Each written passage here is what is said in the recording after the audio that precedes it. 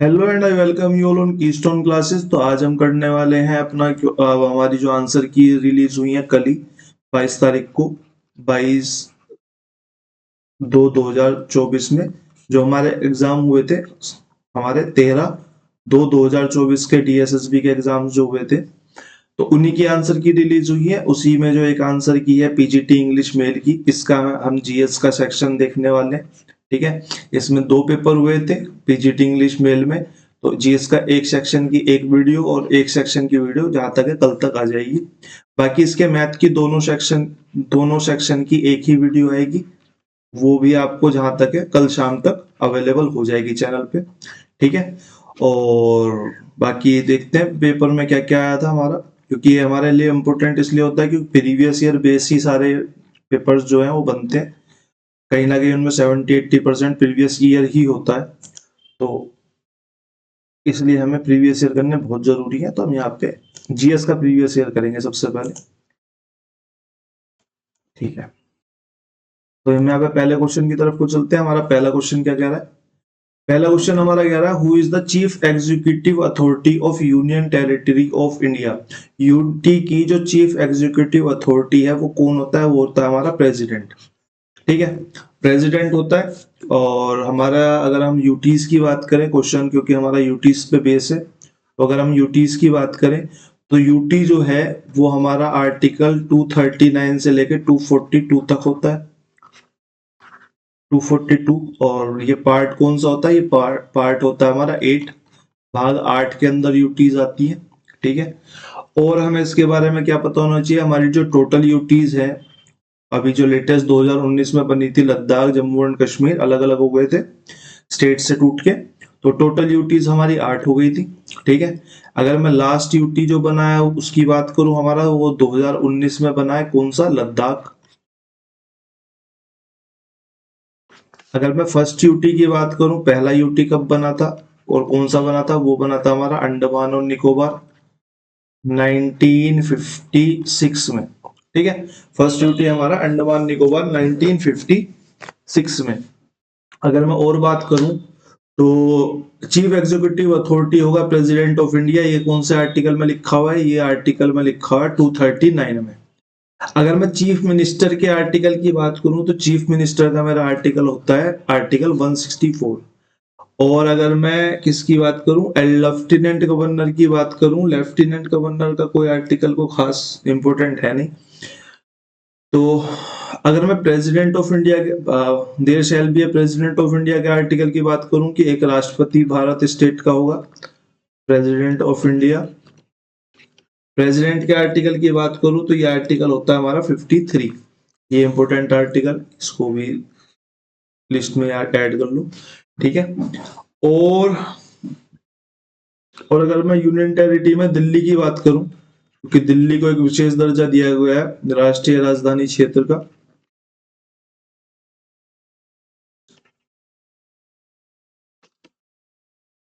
राजधानी क्षेत्र, तो ये हमारा दिया गया 239 ए में। ये अमेंडमेंट हुई थी बाय द अमेंडमेंट, संशोधन बोल रहे थे,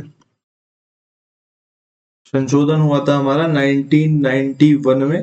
ठीक है, इसमें इसको विशेष अधिकार दिया गया था और ये संशोधन कौन सा था? 69वां था, 69वां संशोधन था। ठीक है, और क्या इसके बारे में पता होना चाहिए? इसी के अंदर हमारा लेफ्टिनेंट गवर्नर आता है 239 ए के अंदर ही हमारा लेफ्टिनेंट गवर्नर की पोस्ट भी आती है। ठीक है, वहीं पर डिस्क्राइब करा गया था क्योंकि लेफ्टिनेंट गवर्नर सिर्फ दिल्ली में। अगर मैं 8 यूटीज की बात करूं तो 8 यूटीज में हमारा पहले नंबर पे जो यूटी आती है, क्योंकि सबसे पहले अंडमान निकोबार बना था वो। दूसरे पे अगर मैं बात करूं तो चंडीगढ़। तीसरी यूटी की अगर मैं बात करूं तो दादर एंड नागर हवेली, और प्लस में दमन और दीव।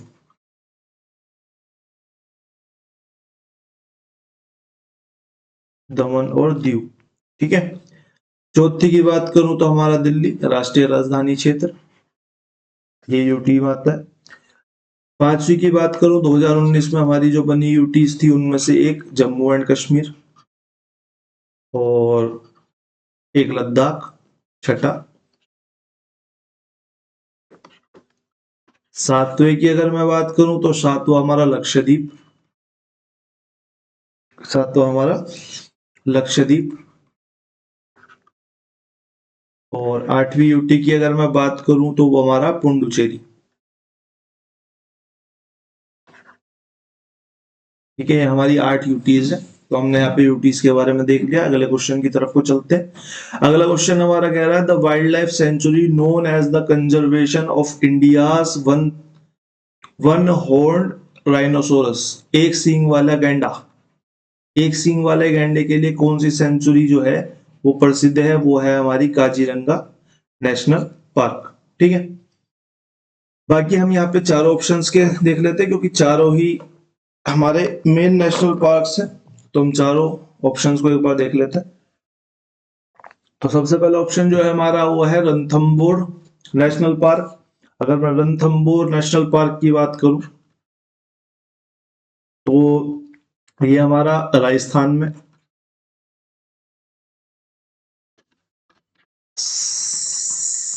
ये एक जगह पड़ती है, सवाई माधोपुर के पास पड़ता है, सवाई माधोपुर के पास पड़ता है। अगर मैं इसकी स्टैब्लिशमेंट की बात करूं तो इसे टाइगर रिजर्व का दर्जा मिला था 1973 में।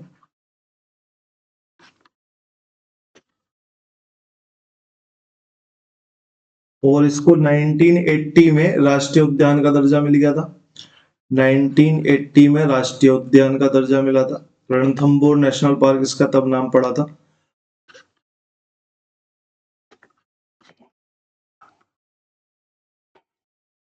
ठीक है, और अगर इसके बारे में और बात करें तो ये एक्चुअल में जो प्रसिद्ध है वो अपनी टाइगर रिजर्व यानी कि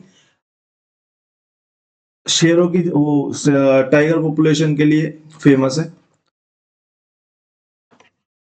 फेमस फॉर टाइगर पॉपुलेशन। बाकी आगे आप समझ जाना। ठीक है, इससे ज्यादा आगे की तो जगह है नहीं मेरे पास, थोड़ा सा माइनस कर लेंगे।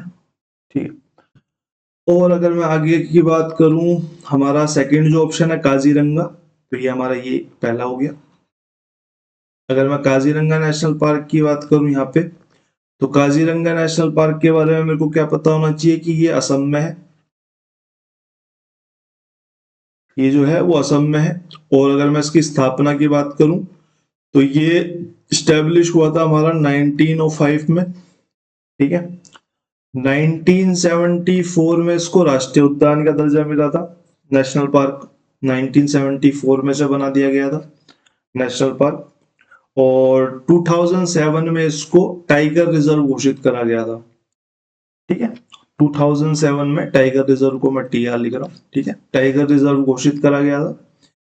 और इसके बारे में एक और मेन बात यह है कि 1985 में इसको यूनेस्को वर्ल्ड हेरिटेज साइट भी घोषित करा गया था।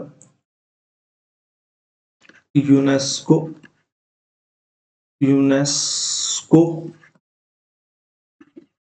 World heritage site.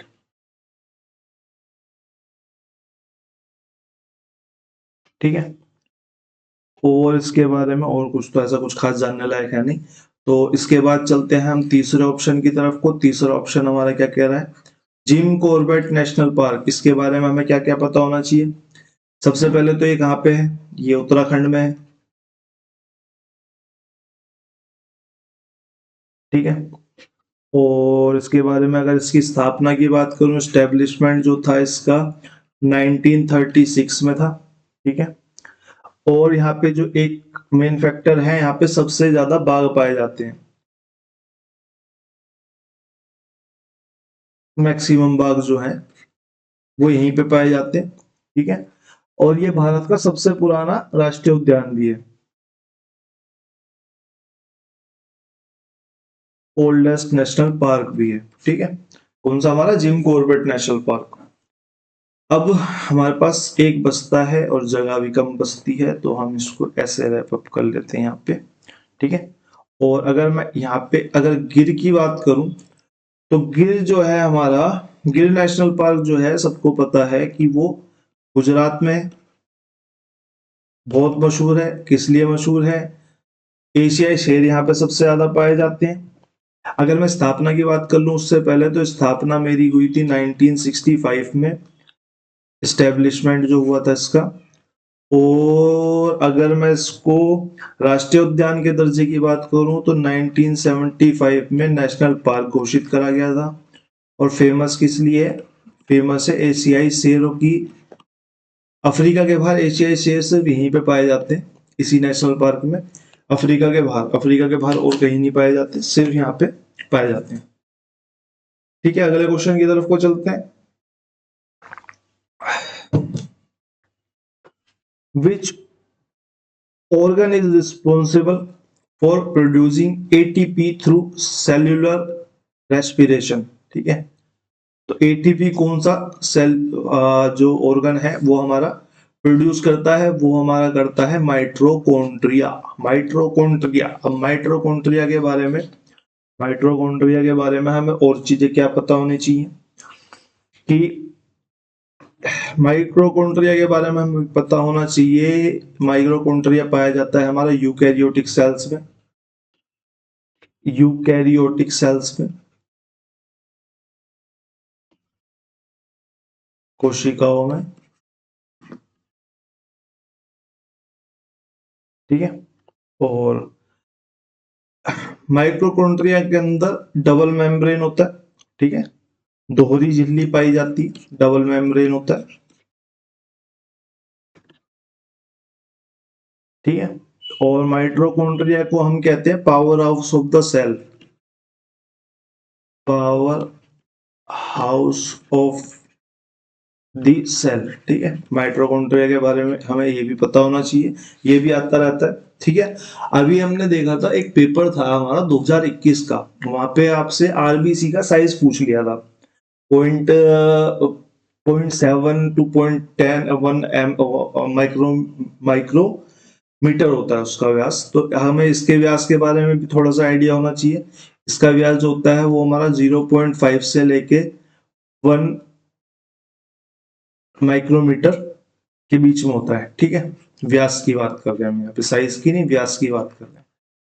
ठीक है, और अगर मैं बात करूं, एक इसका जो मेन पॉइंट है जिसपे क्वेश्चन काफी बार आता है, माइक्रोकॉन्ड्रिया अपने प्रोटीन खुद बना सकता है। माइक्रोकॉन्ड्रिया अपने प्रोटीन का निर्माण खुद अपने अंदर कर लेता है। ठीक है, बाहर से प्रोटीन लेने की जरूरत नहीं है, तो प्रोटीन निर्माण करने की इसमें अपने आप में ही क्षमता होती है। ठीक है, इतना हमें माइक्रोकॉन्ड्रिया के बारे में और पता होना चाहिए।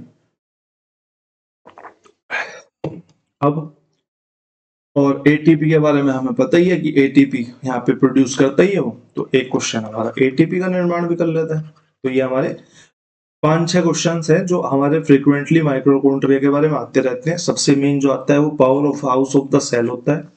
सेकंड जो आता है वो आता है हमारा कि कौन सी किस तरह की सेल्स में होता है, यूकैरियोटिक सेल्स में होता है। किस किस ऑर्गन में, ऑर्गेनेली में हमारी दोहरी झिल्ली होती है, वो माइटोकॉन्ड्रिया होती है, ये बहुत आता है।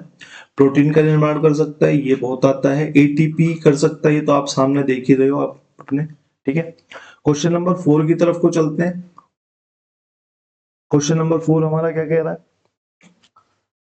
The Indian state of Assam experience as predominantly, जो असम है वो बहुत ज्यादा क्या एक्सपीरियंस करता है? भाई असम जो है हमारा पूर्व का प्रदेश है। ठीक है, इंडिया के पूर्वी हिस्से में पड़ता है जहां पे पहाड़ वगैरह बहुत है, इतना तो आपको थोड़ा अंदाजा हो गई। तो यहाँ पे डेजर्ट तो नहीं है, मेरे को सीधी सीधी पता है। आर्कटिक क्लाइमेट कैसे होगा? आर्कटिक क्लाइमेट तो हमारा पोल्स पे होता है। ठीक है, एल्पाइन क्लाइमेट कैसे होगा? एल्पाइन क्लाइमेट का भी कोई मतलब नहीं बनता, क्योंकि एल्पाइन क्लाइमेट तो ऊंचाई के साथ बढ़ते बढ़ते वहां पे होता है, ये हिमालयन रीजन में होता है हमारे यहाँ पे मेनली। ठीक है, तो यहाँ पे अगर मैं अल्पाइन क्लाइमेट की बात करूं तो यहाँ पे जो टेम्परेचर होता है वो 15 से 35 के बीच में होता है। ठीक है, ये हमारा ऊंचाई बढ़ते बढ़ते टेम्परेचर कम हो जाता है, -15 तक चला जाता है। लेकिन असम में तो -15 जाता नहीं है। लेकिन यहाँ पे रेन फॉरेस्ट बहुत है,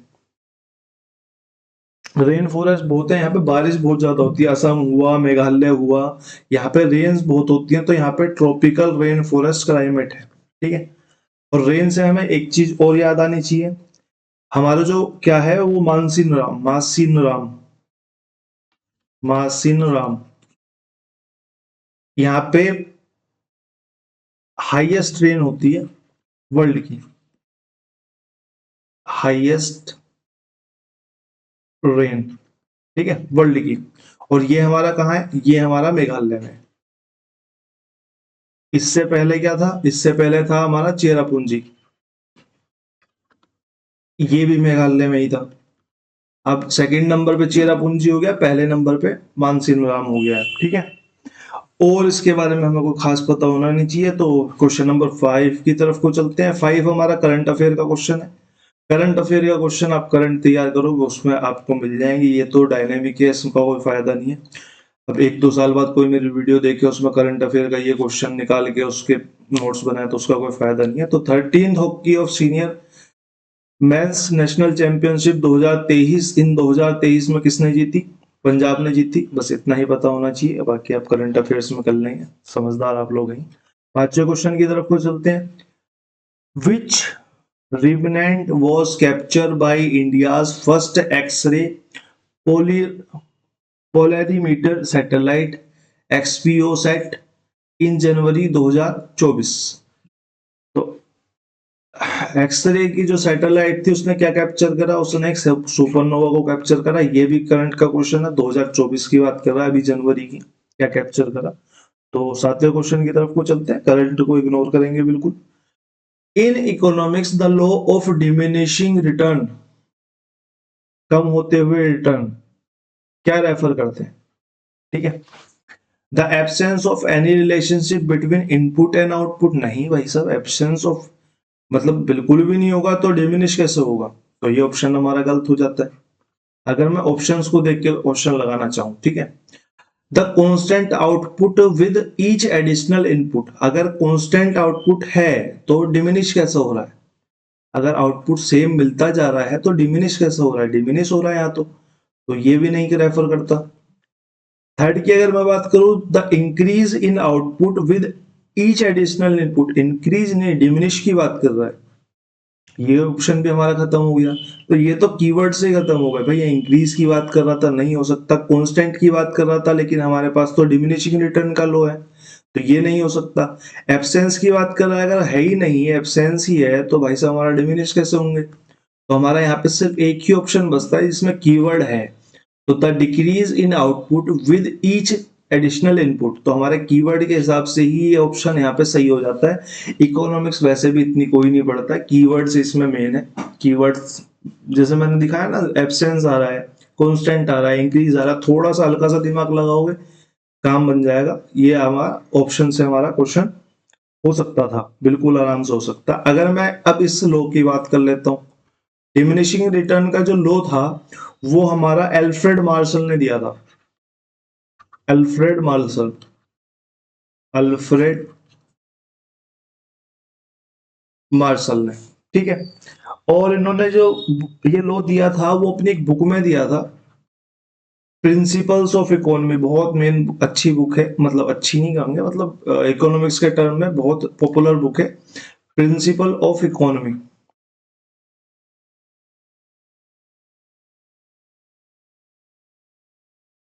हमारे लिए तो अच्छी बुक चेतन भगत की होती है वैसे भी, है ना।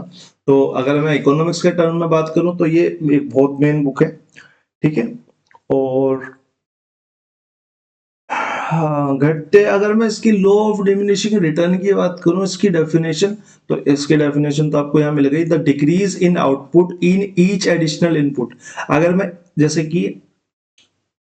मैं कैसे समझाऊं, जैसे कि आपने पढ़ना स्टार्ट करा, जब अगर आप सिलेक्शन के नजदीक आ चुके हो तो आपको ये चीज समझ में आएगी, ठीक है। जब इंसान जब शुरुआत में पढ़ना स्टार्ट करता है और इसमें इनपुट लगाता है तो वो 60-70% तो इजीली कवर कर जाता है सिलेबस को। अब ये जो 70% से 85% की जर्नी है जहां पे सिलेक्शन होना है, यहाँ पे अगर एक आउट इनपुट लगा रहा था तो उसको 10 रिजल्ट मिले थे, लेकिन यहाँ पे क्या होता है, अब इस 15 को बढ़ाने में क्या हो जाएगा, आप 10 इनपुट लगाओगे तब जाके एक रिजल्ट मिलेगा। ठीक है, 10 पन्ने याद करोगे तब एक नंबर बढ़ता है। तो यही हमारा डिमिनिशिंग रिटर्न का लो है। ठीक है, रिटर्न नहीं मिल पाता जब लास्ट में आते हैं, सिलेक्शन के नजदीक आते हैं, उन लोगों को थोड़ा सा रिलेट कर पाएंगे इस बात से। वहां पे हमें जो है रिटर्न मिलना कम हो जाता है, हम इनपुट ज्यादा लगाते हैं, रिटर्न कम मिलता है। ठीक है, 60 70 60% कवर होने के बाद तो रिटर्न कम हो ही जाता है पढ़ाई में, तो ये है ही। और अगर हम अगले की बात करें, क्वेश्चन नंबर 8, क्वेश्चन नंबर 8 भी हमारा करंट अफेयर से रिलेटेड है। Which Indian institute released a set of guidelines regarding generative AI, artificial intelligence के बारे में गाइडलाइंस किस इंस्टीट्यूट ने स्टैब्लिश करी? अब ये क्वेश्चन भी देखो साइंस बेस का है, थोड़ा सा साइंस बेस का है, आपको पता होना चाहिए। आईआईटी मद्रास क्यों ही गाइडलाइंस देगा, ये तो कोई इंस्टीट्यूशन है, ये तो अपने अधिकार क्षेत्र में है ही नहीं कि ये कोई गाइडलाइंस दे सके, इतना तो समझ में आता है। ठीक है, अगर मैं बाकी तीनों ऑप्शंस की बात करूं, ट्राई जो है हमें पता है टेलीकम्युनिकेशन से रिलेटेड है, telecommunication authority of India, telecom regulatory authority of India, authority of India.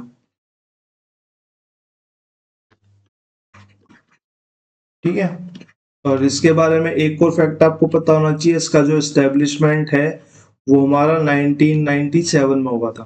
ठीक है, अब जब ये telecom regulatory authority of India है तो ये ऑप्शन भी अपने आप ही कट हो जाता है, ये तो टेलीकॉम से रिलेटेड है, ये तो एआई है। ठीक है, ये खत्म हो जाता है। अगर मैं बात करूं इसकी थर्ड ऑप्शन की, मैटी की, मैटी क्या है हमारा, ministry of electronics and information technology. ठीक है,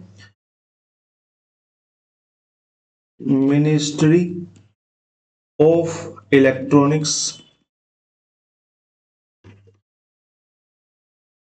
एंड इंफॉर्मेशन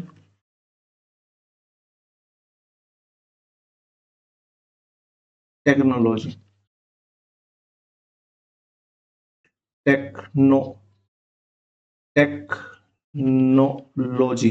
ठीक है, ठीक है, ministry of electronics and and information technology अगर ये देगा, भाई अगर कोई मिनिस्ट्री बना रही है तो गाइडलाइंस क्यों बनाएगी, मतलब गाइडलाइंस तो नहीं, वो तो सीधा रूल रूल आउट करेगी।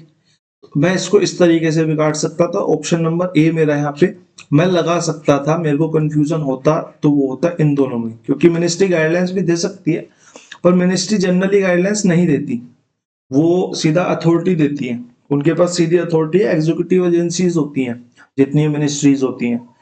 तो हमारा जो ये है नेस्कोम, ये नेस्कोम एक्चुअल में हमारा गवर्नमेंट संस्था नहीं है। ठीक है, ये हमारी नॉन गवर्नमेंट संस्था है। इसका पूरा जो एक्रोनिम का फुल फॉर्म बनेगा वो बनेगा national association of software and service companies, national association of software and service companies. हाँ ठीक है, ये कंपनीज को डिनोट करेगा। ठीक है, इसकी स्टैब्लिशमेंट आपकी 1988 में हुई थी, क्योंकि ये सर्विस हमारी सॉफ्टवेयर और सर्विसेज के बारे में एक नॉन गवर्नमेंट संस्था है, तो सिर्फ ये गाइडलाइंस ही जारी कर सकती है, ये कोई रूलिंग नहीं कर सकती। एग्जीक्यूटिव एजेंसी कौन सी हमारी, मेटी है, ये सीधा रूलिंग करेगी, गाइडलाइंस बहुत कम जारी करती है मिनिस्ट्रीज जो होती है। ठीक है, क्वेश्चन नंबर 8 से सीधा क्वेश्चन नंबर 9 की तरफ को चलते हैं। करंट अफेयर के क्वेश्चन में बहुत टाइम लगा दिया मैंने फालतू में। ठीक है, क्वेश्चन नंबर 9 की तरफ को चलते हैं।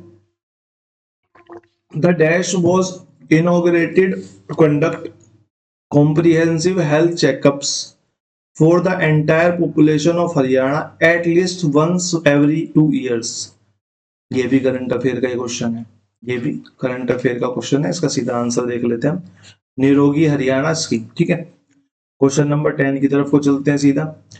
Who among the following freedom fighters is known for leading the Chitgaon Armory raid during the Indian Independent Movement? Indian independent movement के दौरान चिटगांव चटगांव, चटगांव बोलते हैं हिंदी में। चटगांव आर्मरी रेड किसने करी थी? तो ये हमारे थे सूर्य सेन, जिनको आगे चल के ब्रिटिश सरकार ने फांसी दे दी थी। ठीक है, तो हम एक बार देख लेते हैं। तो हमारा जो चटगांव आर्मरी रेड थी वो एक्चुअल में हुई कब थी? ये हमारी 1930s के टाइम पे हुई थी। ठीक है, 1930s के टाइम पे चटगांव में ही हुई थी, जिसके नाम पे इसका नाम रखा गया है। ठीक है, और चटगांव जो एक्चुअल में अब है वो बांग्लादेश के अंदर है। ये हमारा बांग्लादेश के अंदर है। और सूर्य कुमार सेन को इसी टाइम के अराउंड मेरे हिसाब से 1934 में इन्हें फांसी भी दे दी गई थी। बहुत सारे लोगों को फांसी दी गई उस टाइम पे ना। तो इनको फांसी दे दी गई थी 1934 में। अब इसमें जो ये नाम है भगत सिंह, चंद्रशेखर आजाद, सुभाष चंद्र बोस, ये सारे ही मेन नाम है। तो मैं एक एक करके यहाँ पे बात कर लेता हूँ इनकी। तो मैं इसको यहाँ पे बाइफरकेट कर देता हूँ, क्योंकि हमें 3 ऑप्शन यहाँ पे चेक करने। तो अगर मैं यहाँ पे बात करूं भगत सिंह की। भगत सिंह जो थे, क्योंकि भगत सिंह के बारे में आता बहुत कुछ है, तो इनका जो जन्म है वो हुआ था हमारा 1907 में। ठीक है, और इनकी फांसी जो हुई थी हमारी, इनको फांसी चढ़ा दिया गया था 23 मार्च 2031 को। ओ सॉरी, 23 मार्च 1931 को, 2031 को। ठीक है, 2031 को इनको फांसी दे दी गई थी। क्यों दे दी गई थी? क्योंकि इन्होंने क्या करा था, हमारा दिल्ली जो असेंबली थी, सेंट्रल असेंबली, उसमें बम फेंका था। लेकिन उन्हें फांसी सेंट्रल असेंबली में बम फेंकने पर नहीं हुई थी। फांसी हुई थी उन्हें आपके सैंडर्स की हत्या पर। लाहौर में बर्नी सैंडर्स की हत्या हुई थी। लाहौर बर्नी सैंडर्स की हत्या हुई थी। ये बड़ा कंफ्यूजिंग क्वेश्चन है, मतलब जब आता है तो लोग बाग लगाया था दिल्ली सेंट्रल असेंबली में बम फेंका था इसलिए उनकी हत्या, वो फांसी दी गई थी। नहीं, वो तो केस में फांसी का कोई स्कोप ही नहीं था। तो यहाँ पे झूठा आरोप लगाया गया था बर्नी सैंडर्स के। यहाँ पे झूठा नहीं करा तो खैर इन्होंने ही था, लेकिन यहाँ पे सबूत कोई नहीं थी। लाहौर में जो बर्नी सैंडर्स की हत्या हुई थी उस पे इन्होंने वहां पे फांसी दे दी थी इन्हें। ठीक है, और इन्होंने दिल्ली असेंबली पे बम फेंके थे, दिल्ली सेंट्रल असेंबली में। ठीक है, और दिल्ली सेंट्रल असेंबली में एक तो भगत सिंह थे जिन्होंने बम फेंके थे, इनके साथ एक थे बटुकेश्वर दत्त।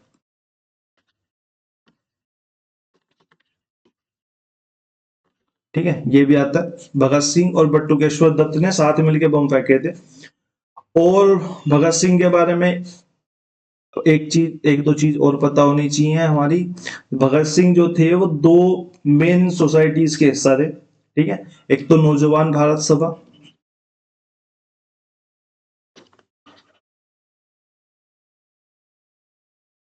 ठीक है, और सेकंड जो मेनली आती है वो थी हमारी Hindustan socialist Republican association. Hindustan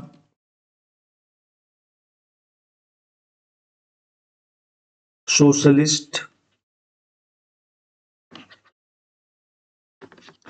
Republic Republic Republican Republican association.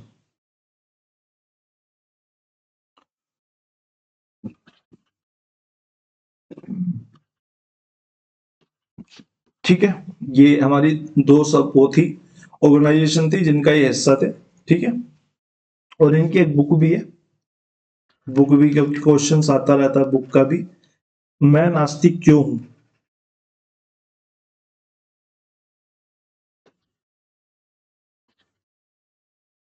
क्यों? इंग्लिश वालों के लिए वाई आई एम एथिस्ट, इनकी बुक का नाम था। ठीक है, वाई आई एम एथिस्ट। और इसके बाद हम बात कर लेते हैं, चलो हम हमारे पास स्पेस कम है तो हम सिर्फ सुभाष चंद्र बोस के बारे में बात कर लेते हैं यहाँ पे, क्योंकि इनके बारे में बात करना ज्यादा जरूरी है। सुभाष चंद्र बोस, क्वेश्चंस हमारे सुभाष चंद्र बोस से ज्यादा बनते हैं। तो सुभाष चंद्र बोस जो थे उन्होंने हमारा आजाद हिंद फौज का गठन करा था।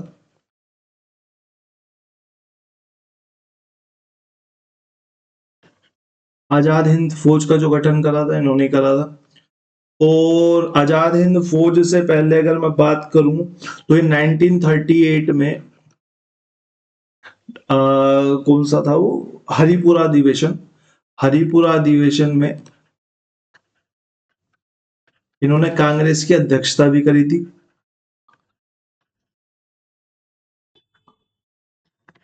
कांग्रेस की अध्यक्षता करी थी, ठीक है, ये इससे पहले, ठीक है। और अगर मैं बात करूं, और मैं बात करूं, इन्होंने आजाद हिंद फौज का जो गठन करा था वो जापानीज, जापान के सहयोग से करा था। और मैं बात करूं, इन्होंने वहां पे एक नारा दिया था जय हिंद का। एक इनका बड़ा फेमस नारा, तुम मुझे खून दो मैं तुम्हें आजादी दूंगा, इसको कृपया अपने आप लिख लेना, तुम मुझे खून दो मैं तुम्हें आजादी दूंगा। और इन्होंने आईएनएस की भी स्थापना करी थी, ऑल इंडिया फॉरवर्ड ब्लॉक की, ठीक है।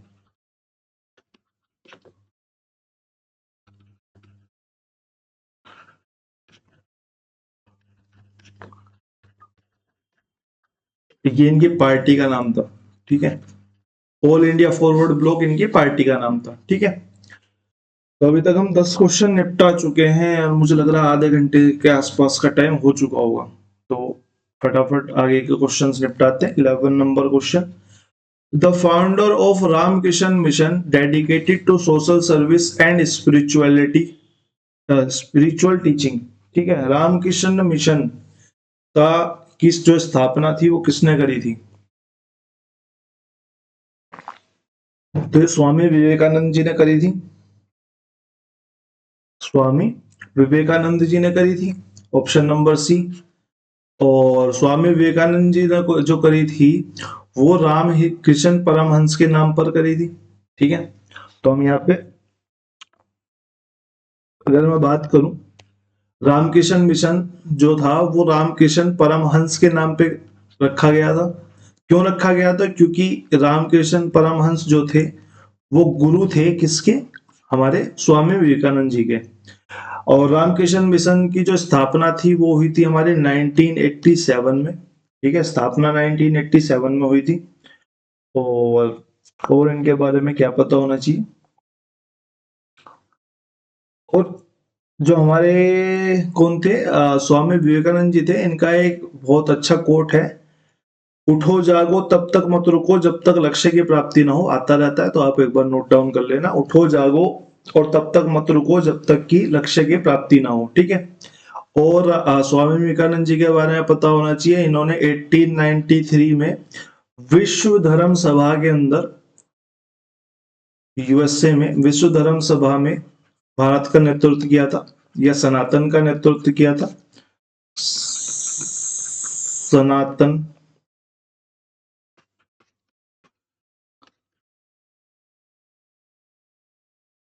सनातन का नेतृत्व किया था। और अब और हमें क्या पता होना चाहिए, और हमें क्या पता होना चाहिए, यहाँ पे एक मेन नाम जो है वो है हमारे स्वामी दयानंद सरस्वती जी। स्वामी दयानंद सरस्वती ने आर्य समाज की स्थापना करी थी।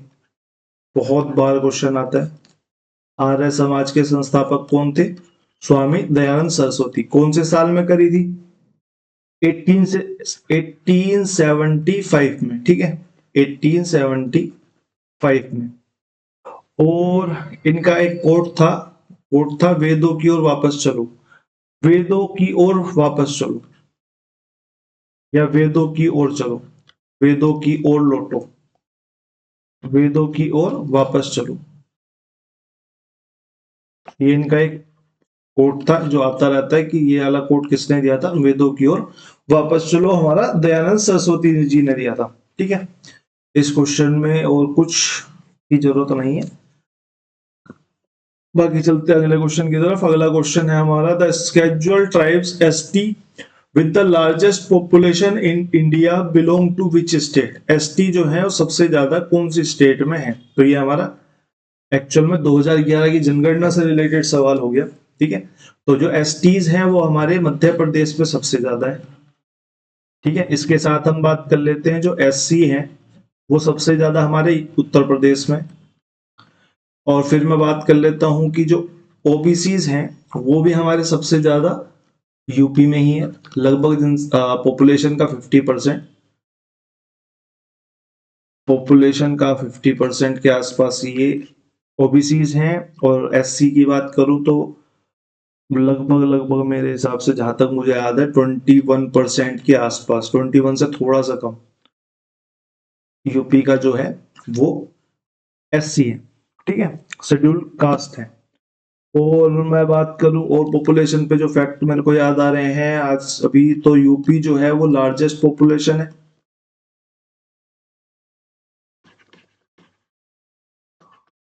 यूपी में जो है वो लार्जेस्ट पॉपुलेशन है।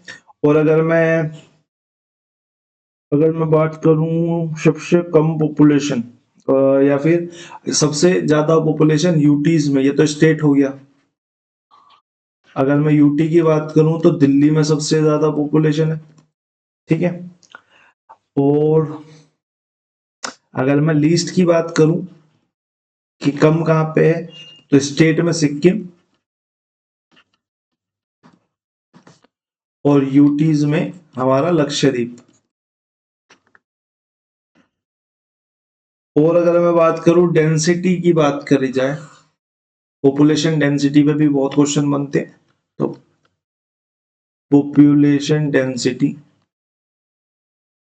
कि 1 वर्ग मीटर के अंदर कितने बंदे रह रहे, पॉपुलेशन डेंसिटी 1 किलोमीटर के अंदर कितने बंदे रह रहे। तो डेंसिटी की अगर मैं बात करूं तो मैक्सिमम जो है वो यूटीज की बात, स्टेट की बात करें, स्टेट में बिहार सबसे ज्यादा डेंस है, ठीक है। अगर डेंसिटी पूछने लग जाए तो 1186 की डेंसिटी। और सबसे कम की बात करूं तो हमारा अरुणाचल प्रदेश हो जाएगा, अरुणाचल प्रदेश, ठीक है। अरुणाचल प्रदेश में सिर्फ 17 है, ठीक है। और अगर पॉपुलेशन डेंसिटी की बात करें हम यूटीज में, जगह की कमी होने के कारण मैं यहाँ पे लिख रहा हूँ, ठीक है। यूटी में जो मैक्सिमम है वो दमन एवं दीव में,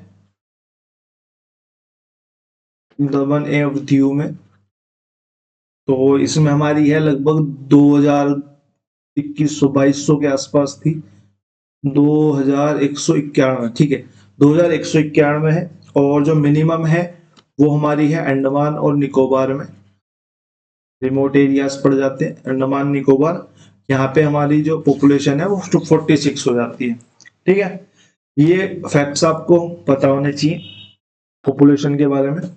अगले क्वेश्चन की तरफ को चलते हैं। क्वेश्चन नंबर 13 क्या कह रहा है हमसे, क्वेश्चन नंबर 13 कह रहा है the cost of producing one additional unit of output is referred as, एक एक्स्ट्रा यूनिट प्रोड्यूस करना जो होता है उसको हम किस से रेफर करते हैं, एक एक्स्ट्रा यूनिट, ठीक है। ये इकोनॉमिक्स के टर्म्स हैं सारी, ठीक है भाई। टोटल कॉस्ट तो टोटल ही हो गई, मैंने पहले भी जो इकोनॉमिक्स का क्वेश्चन था वो ऐसी कराया था, ऐसी बताया था, मेरी सेंस ऐसी बैठती है। मैंने कभी इकोनॉमिक्स नहीं पढ़ी, मैं तो या तो प्रीवियस ईयर लगा के थोड़ी सेंस डेवलप हो गई ये कह सकते हो, या फिर कुछ और कह सकते हो। तो मैं तो ऐसे ही करता हूँ, टोटल कॉस्ट तो टोटल हो गई ना, वन एडिशनल कैसे हो जाएगी, ये तो एडिशनल की बात कर रहा है, एक एडिशनल, ठीक है। एवरेज कॉस्ट तो पूरा टोटल करके नीचे एवरेज निकालोगे उससे निकलेगी, तो ये भी वन एडिशनल नहीं निकाल के देगी भाई, फिक्स कॉस्ट तो फिक्स ही है ना, वो तो नहीं बदलने वाली, तो ये भी वन एडिशनल कैसे हो गई। तो मेरे को सिर्फ यहाँ पे एक ही ऑप्शन ऐसा दिखा जिसका मेरे को समझ में नहीं आ रहा है, तो मेरे को तो यही आंसर लगा, तो मैंने यही लगा दिया। मैं करता तो ऐसे करता, ठीक है, मार्जिनल कॉस्ट हो गई भाई। टोटल तो टोटल पे बनी, मैंने 10 चीजें बनाई तो 10 का टोटल मेरा टोटल हो गया। एवरेज अगर मैंने 10 चीजें बनाई और 100 रुपए की प्रत्येक पड़ी, तो मैंने 10 से डिवाइड कर दिया, ये मेरा एवरेज आ गया भाई। मैंने 10 चीजें बनाई और उस पर 3 एलिमेंट्स थे, जैसे कि मैंने कोई बल्ब बनाया तो बल्ब का जो मेन था और जो फिलामेंट था और जो सेलिंग था, ये 3 थे, ये 3 तो फिक्स ही थे ना, ये तो हमेशा फिक्स ही रहेंगे। ये एक पे हमेशा फिक्स ही रहेंगे, दो पे हमेशा फिक्स ही रहेंगे, वन एडिशनल पे भी हमेशा फिक्स रहेंगे। लेकिन ये तो कोस्ट है ना, वो जो कोस्ट पड़ेगी वन एडिशनल पे, तो ये तो चेंज नहीं होने वाली, तो ये मार्जिनल कोस्ट आएगी। ठीक है, मार्जिनल कोस्ट इसका आंसर हो जाएगा। और अगर मैं बात करूं, और तो इसमें कुछ ऐसा है नहीं। क्वेश्चन नंबर 14 की तरफ कुछ चलते हैं। क्वेश्चन नंबर 14 हमारा कह रहा है, the chairman of the finance commission is appointed by. Chairman जो है हमारे फाइनेंस कमीशन के, वो कौन अपॉइंट करता है? तो ये हमारा प्रेसिडेंट अपॉइंट करता है। हमें ऑप्शन नंबर 1 दिखाई दे गया। अगर मैं यहाँ पे थोड़ा सा अगर पेन चेंज करना चाहूँ तो कौन से कलर में कर सकता हूँ? नीले में, नीले में कर लेते हैं, चलो। The president, the chairman of the finance commission of India is appointed by the president। ठीक है, खत्म। नहीं, इतना कैसे खत्म? तो अगर मैं बात करूं फाइनेंस कमीशन की, क्योंकि क्वेश्चन हमारा फाइनेंस कमीशन बेस है, तो फाइनेंस कमीशन हमारा आर्टिकल 280 डील करता है हमारा फाइनेंस कमीशन से। ठीक है, सबसे फर्स्ट जो फाइनेंस कमीशन थी उसकी स्थापना हमारी हुई थी आजादी के ठीक बाद 1951 में। और सबसे पहले इसके जो चेयरमैन थे वो कौन थे? केसी नियोगी साहब, केसी नियोगी। ठीक है, फर्स्ट जो थी हमारी 1951 में थी, और इसके चेयरमैन कौन थे? केसी नियोगी। ठीक है, और अगर मैं बात करूं, अध्यक्षता इसकी केसी नियोगी ने करी थी। बाकी इनके इनके आर्टिकल्स देख लेते हैं। चीफ जस्टिस ऑफ इंडिया जो था, चीफ जस्टिस ऑफ इंडिया जो होते हैं उनका आर्टिकल होता है हमारा 124। ठीक है, और करंट में कौन चीफ जस्टिस ऑफ इंडिया है? चंद्रचूड़ जी हैं हमारे, सीजीआई इस टाइम के चंद्रचूड़ जी।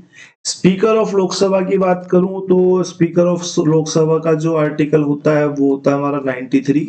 और आज करंट की डेट में हमारे स्पीकर चल रहे हैं ओम बिरला जी।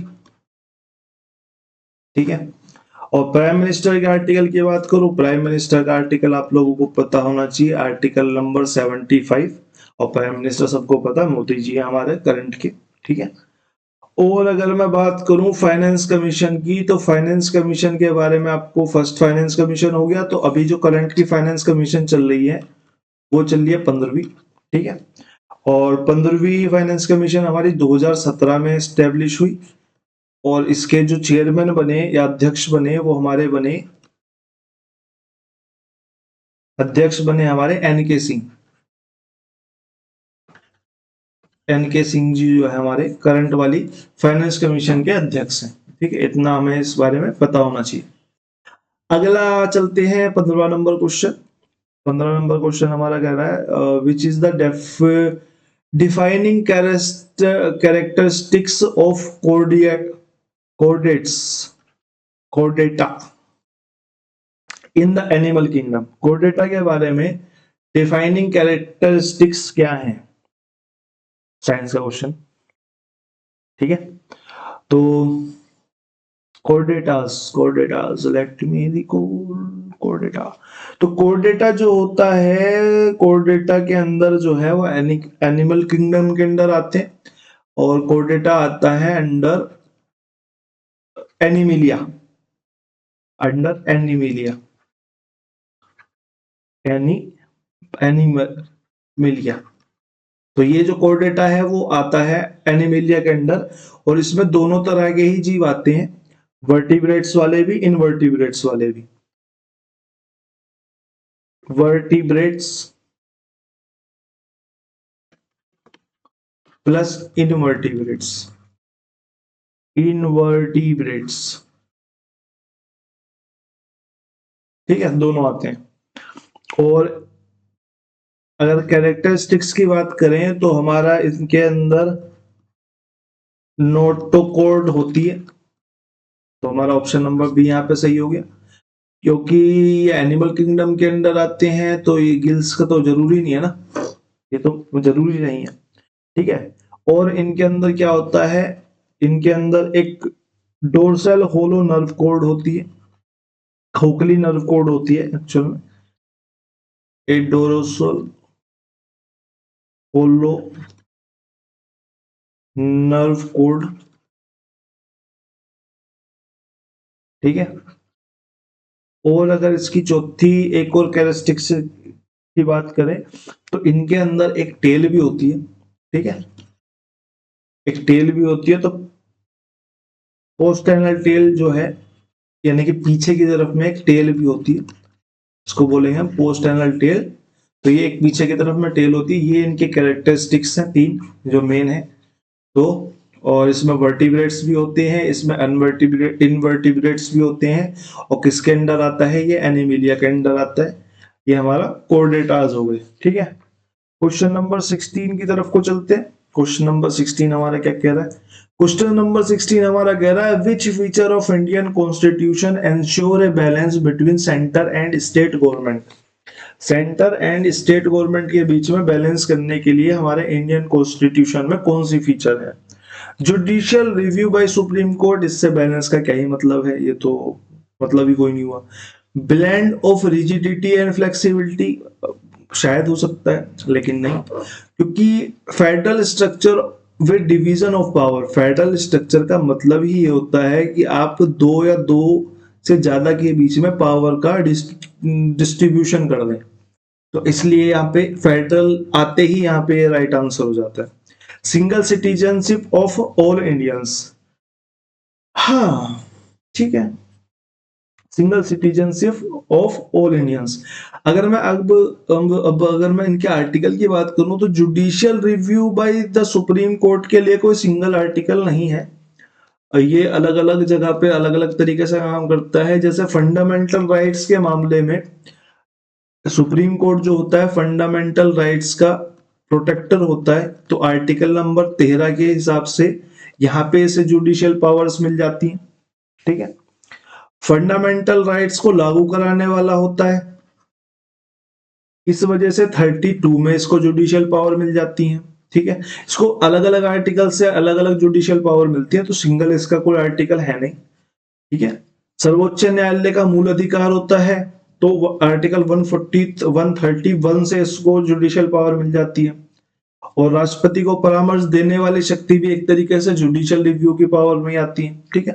इसको अलग अलग आर्टिकल से blend of rigidity and flexibility. तो जैसे यहाँ पे जो है हमारा जो संविधान है वो लचीला भी है और कठोर भी है। लचीला भी है और कठोर भी है से क्या मतलब है? जैसे कि हम अपनी जो क्या बोलते हैं उसे हमारे पास प्रेम्बल है, प्रेम्बल में हम संशोधन नहीं कर सकते कुछ भी मतलब कि वहां पे स्पेसिफाइड है कि उसका मूल ढांचा नहीं बदलना चाहिए। तो ये हमारा रिजिडिटी में आता है, ये हमारा रिजिडिटी में आता है, कठोरता में आता है। और अगर मैं फ्लेक्सिबिलिटी की बात करूं तो हम तो आर्टिकल्स कोई भी तोड़ मरोड़ के कुछ भी डाल सकते हैं, सुप्रीम कोर्ट उस पर जजमेंट दे सकता है अगर उसमें कुछ गलत हुआ है तो। ये हमारा फ्लेक्सिबिलिटी के अंदर आता है। और हम अमेंडमेंट किससे कर सकते हैं? आर्टिकल नंबर 368 में लगभग सारे सब चीजों का संशोधन कर सकते हैं आर्टिकल 368 से, जो कि पार्ट नंबर 20 के अंदर आता है। 20 को ऐसे नहीं लिखते कॉन्स्टिट्यूशन में, ऐसे लिखते हैं, ठीक है। पार्ट नंबर 20 के अंदर आता है संशोधन की प्रक्रिया, ठीक है।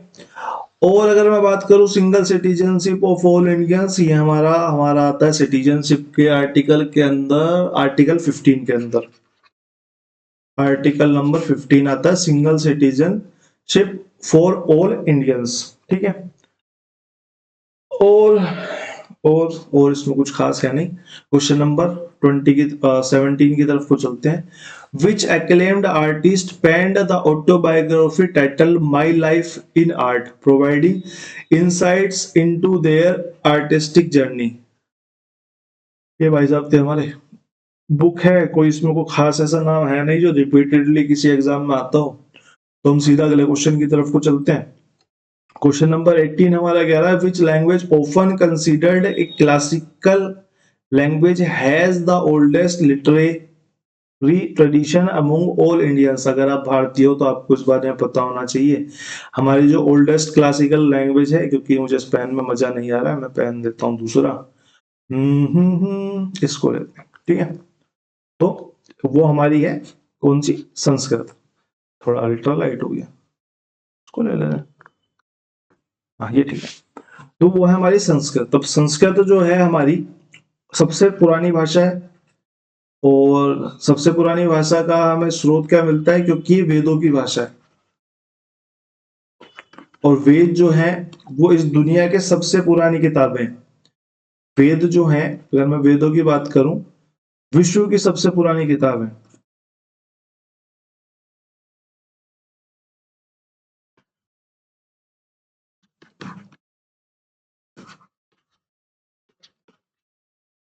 विश्व की सबसे पुरानी किताब है।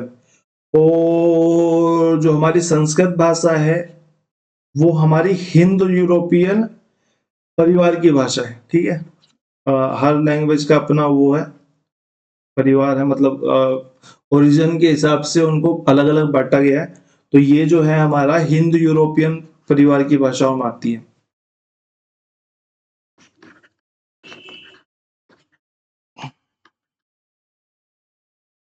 ठीक है, हिंद यूरोपियन परिवार की भाषा में आती है। और संस्कृत के बारे में एक इंटरेस्टिंग फैक्ट ये है कि ये उत्तराखंड की राजभाषा भी है।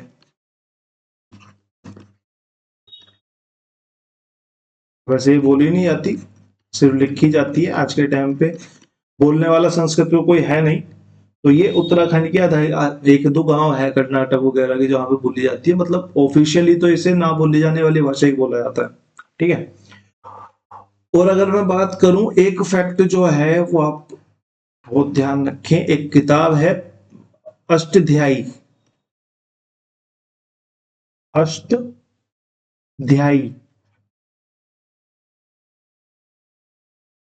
इसके लेखक जो हैं वो हैं पाणिनि जी, हमारे पाणिनि जी। और राइटर जो है, और ये जो है वो पहली किताब है, या मेरे हिसाब से आखिरी मान लो, जो कि ग्रामर के ऊपर लिखी गई है, जो संस्कृत की ग्रामर के ऊपर लिखी गई है। ठीक है, संस्कृत की ग्रामर के ऊपर, संस्कृत की व्याकरण की पुस्तक है एक्चुअल में पहली।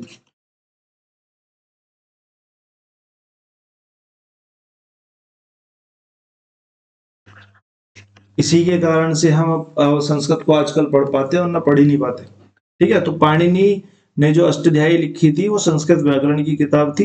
उत्तराखंड की राजभाषा भी है ये, और हिंद यूरोपियन परिवार की भाषा है। विश्व की सबसे पुरानी किताब जो थी, वेद थे, वो हमारे संस्कृत भाषा में लिखे गए थे। क्वेश्चन नंबर 19 की तरफ को चलते हैं। इस पेन से भी कोई खास मजा आया नहीं, हम दोबारा से अपना रेड ही ले लेते हैं। Red is always good. ठीक है, तो क्वेश्चन नंबर 19 की तरफ को चलते हैं। तो the religious movement known as Radha Swami Satsang was founded by Shiv Dayal Singh. पता नहीं घूमते, राधा स्वामी सत्संग जो था, मूवमेंट जो थी, वो शिव दयाल सिंह द्वारा चलाई गई थी। इसके बारे में ये कोई रिपीटेड क्वेश्चन है नहीं, तो इसके बारे में इतना ही पता होना चाहिए। बाकी इसमें जो स्वामी दयानंद सरस्वती है, अभी हमने ऊपर भी देखा था, ये आर्य समाज के संस्थापक थे। 1875 के आर्य समाज के संस्थापक थे। और और मिर्जा गुलाम अहमद, ये हमारे जो थे वो अहमदिया, अहमदिया एक मूवमेंट थी, अहमदिया मूवमेंट के शुरुआत करी थी इन्होंने, अहमदिया मूवमेंट की।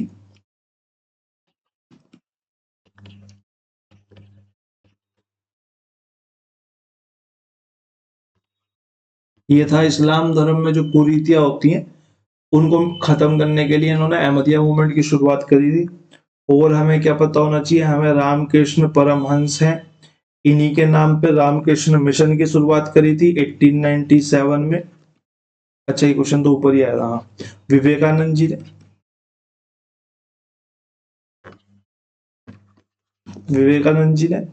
और ये रामकृष्ण हंस के शिष्य थे, मैंने ऊपर ही बताया था।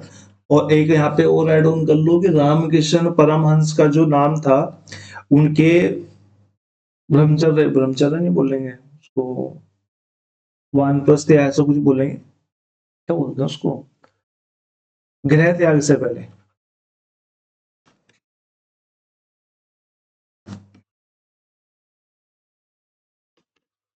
गृह त्याग से पहले इनका जो नाम था वो था नरेंद्र नाथ। नरेंद्र,